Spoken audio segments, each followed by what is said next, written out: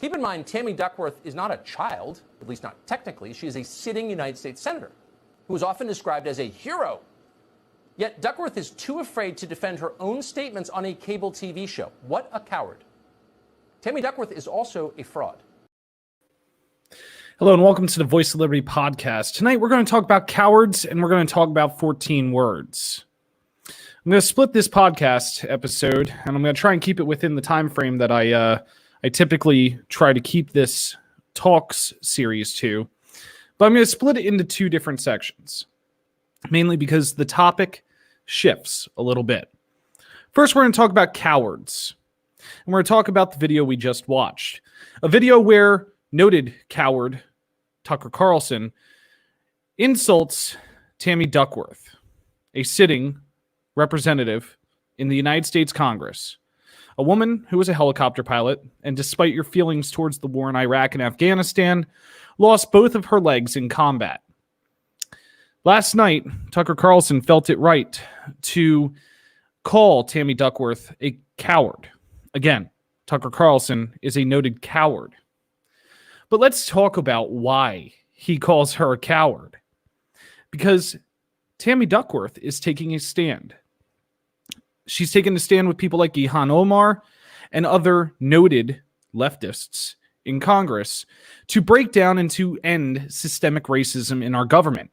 Of course, as anybody that watched my video last night would understand, the right got pretty triggered yesterday. They got pretty upset because a video was taken out of context.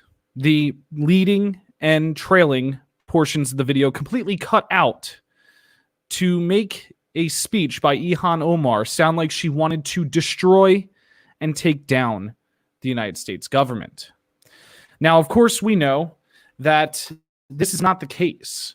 As I discussed in my episode last night, Ilhan Omar was referring to ending the systemic racism that exists within this country, ending the systems which keep minorities down in this country, and working to resolve the economic structure which minorities and others of their other subject groups down. They weren't talking about tearing down the United States government.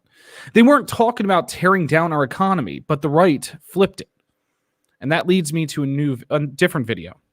A video which leads me to 14 words. Dismantle the American economy and the American system of government, institutions that generations of Americans built over hundreds of years. Tear them down, say Ilhan Omar and Tammy Duckworth and so many others on the left. We don't like them. We hate this country. We want a new country. The problem is there are many of us here who do like this country. We live here. We don't want to destroy it.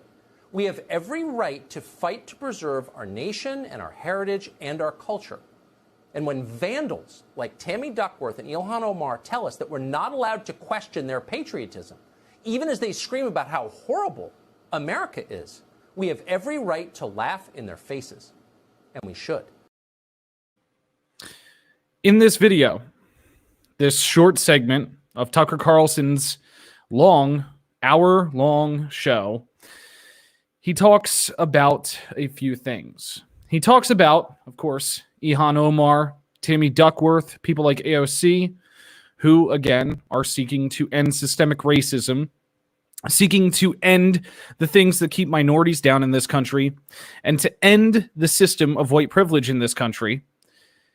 He's talking about that out of context. He's claiming that they are trying to destroy this country. But there's a specific tagline or scroll line beneath this picture of Tucker Carlson, Ilhan Omar, and Tammy Duckworth that I want to talk on. We have to fight to preserve our nation and heritage. Now, I talked about 14 words. 14 words is a thing that is known in the white nationalist circles. It often goes with 14/88. 14 referring to the 14 words and 88 standing for HH, the eighth letter in the alphabet, obviously Heil Hitler. Now, the 14 words are this: we must secure the existence of our race and a future for white children. It's funny. I haven't seen a fitting picture to describe the idea of the 14 words like this one. A picture of Tammy Duckworth, Ilhan Omar, and Tucker Carlson with the tagline, "We must preserve our nation and our heritage."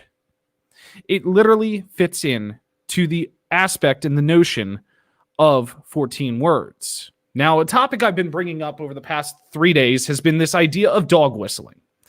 And the right is dog whistling like no other. We've seen it from them before. We've seen it where the right often dog whistles. We've seen it where they pander to those who would value the 14 words or 88. But this is where it gets weird. We've never seen it in the open like this. We're in unprecedented times. We're in times where a mainstream news anchor is literally pandering to the idea and the concept of the 14 words. If you watch the full 6-minute Tucker Carlson segment that this is all extracted from, he talks about preserving our nation. He talks about preserving our heritage. He talks about preserving monuments. He talks about how Donald Trump's speech on sacred Indian land was not racist, even though within the speech there was a ton of racially motivated things. Tucker Carlson is a part of a system right now that is dog whistling to the right, to the alt-right, like no other. They're dog whistling to the alt-right because that's all they have. Like I've said in multiple videos, there are Trump supporters who are not a part of the alt-right, but they are few and far between. The Trump campaign, Tucker Carlson, pundits like him have realized that the only chance they have at securing a Donald Trump election win is by pandering to the alt-right. So, of course, Tucker Carlson is going to put a video or a photo up of Ilhan Omar, who is one of the most controversial members of Congress right now, and not because she's doing things that are controversial to normal people, but because she is a Muslim woman of Sunni descent that is in Congress. Two firsts. And Tammy Duckworth, who is a Army veteran, who is not white, who has lost her legs, and is saying controversial things like tearing down systemic racism. It's fitting that the guy who's pandering to the alt-right, the guy who is asking for the alt-right to step in and to swoon behind Donald Trump, puts these two up. Because these two, along with AOC and many other members of Congress, are enemies of the alt-right. As they've been told, they're enemies of the American people. And the 14 words resound with them. We're going to analyze it just a tiny bit. These words are some of the most disturbing words that I read. We must secure the existence of our race. See, for the alt-right and those in the white nationalist category, their race is under attack. Women like Ilhan Omar, a Muslim Sunni woman, entering Congress is a threat to their race. It's a threat to the white race, according to them. Because now someone who is not white has control in the largest legislative body in the country. It's dangerous for them because a woman of Sunni descent, a Muslim woman, has control of the partial control of a legislative body which can change the systems that allowed them to exist freely within our country and not be challenged on their beliefs. A Muslim woman of Sunni descent is using her voice, her free voice that is granted to her, not by the Constitution, but by a higher power, in order to fix the systems of oppression that have existed in the United States since it was founded. This is a threat to them. It's a threat to their race. And it's dangerous for them because they either have to adapt to it or they have to face what they fear is eradication of their culture, of their heritage and their race. Tammy Duckworth, an Asian American, she is a threat to them. Tammy Duckworth, she's not white. She's fighting for the same things. And she is also a threat to their race. And secure a future for white children.